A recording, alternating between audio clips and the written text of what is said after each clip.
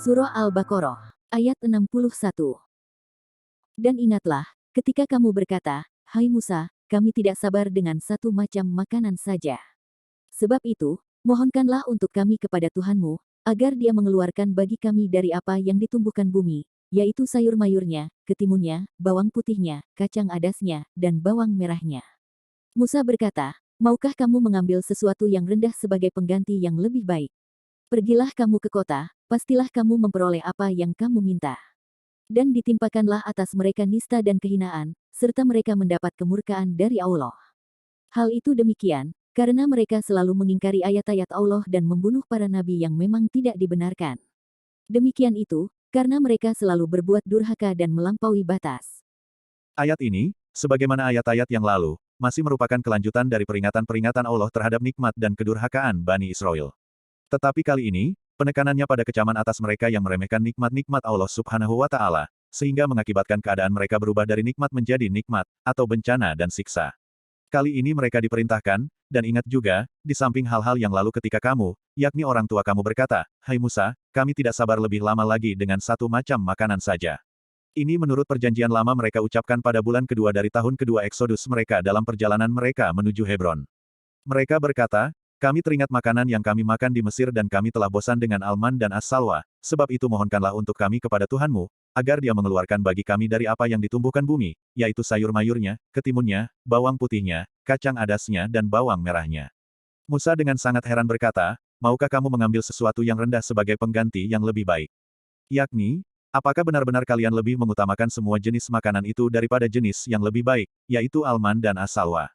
Kalau itu yang kamu kehendaki, tinggalkan saja tempat ini dan pergilah kamu ke kota, yakni kota apapun, atau kembalilah ke Mesir, pasti kamu memperoleh apa yang kamu minta itu."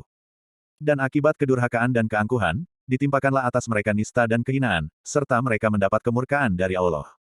Hal itu, yakni nista dan kehinaan serta murka itu, bukan saja karena mereka menolak nikmat Allah dan tidak mensyukurinya, tetapi lebih-lebih karena mereka selalu mengingkari ayat-ayat Allah dan membunuh para nabi yang memang tidak dibenarkan.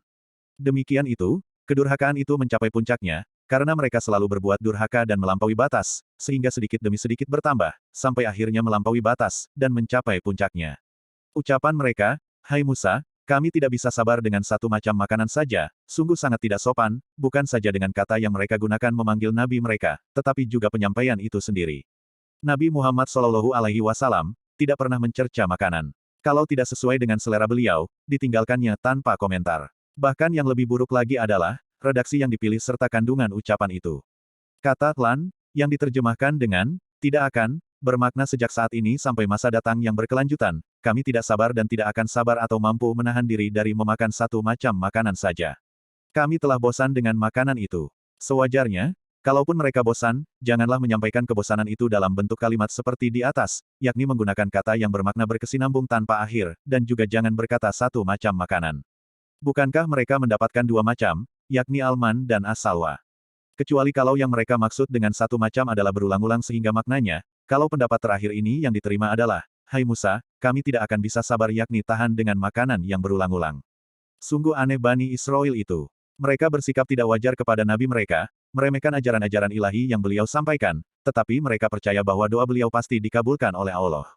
Ini karena telah beberapa kali mereka membuktikan kebenarannya.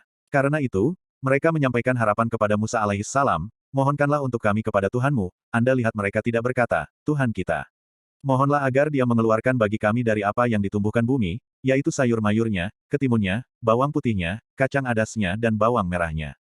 Makanan berupa burung, manisan bagaikan madu yang lezat dan penuh gizi, yang merupakan anugerah ilahi yang nyata mereka tolak, dan minta agar diganti.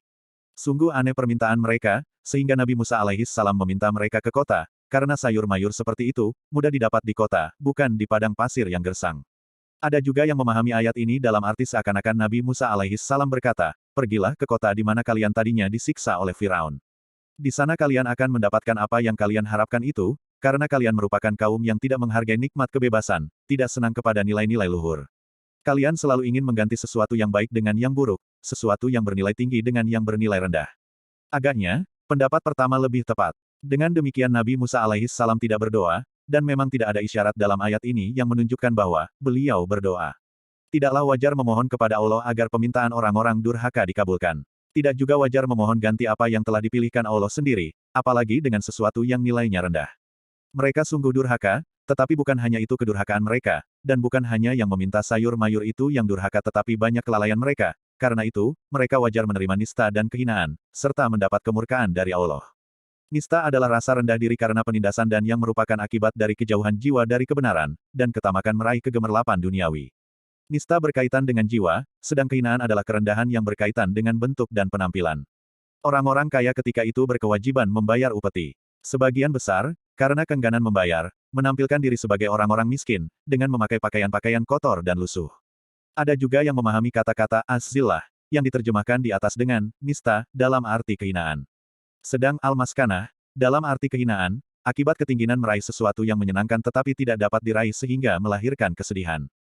Dalam Quran Surah Ali Imran ayat 112 dijelaskan bahwa, mereka baru akan terbebaskan dari kenistaan dan kehinaan itu, bila ada hablun min Allah, yaitu tali yang terulur dari Allah, yakni pembelaan dan perlindungan darinya melalui para nabi, atau hablun min anas, yaitu tali yang terulur dari manusia, yakni melalui perlindungan yang bersumber dari kekuatan manusia, yang pada hakikatnya sangat sementara.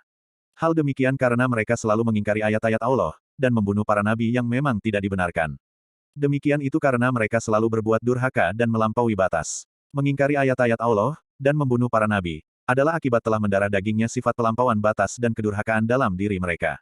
Apa yang dikemukakan ayat ini, dialami oleh orang-orang Yahudi sejak dahulu dan berlanjut sampai setelah turunnya Al-Quran berabad-abad lamanya. Namun harus diingat bahwa, Al-Quran tidak menggeneralisasi. Dalam surah Al-Isra, Allah menceritakan keselamatan mereka dan menegaskan, mudah-mudahan Tuhan kamu akan melimpahkan rahmat-Nya kepada kamu, dan sekiranya kamu kembali kepada kedurhakaan, niscaya kami kembali mengazabmu. Quran Surah Al-Isra, ayat 8. Setelah menjelaskan keadaan Bani Israel yang durhaka, maka agar tidak ada yang menduga, bahwa mereka semua sama, dan agar menjadi jelas perlakuan Allah terhadap semua pihak dan penganut agama, turun ayat berikut.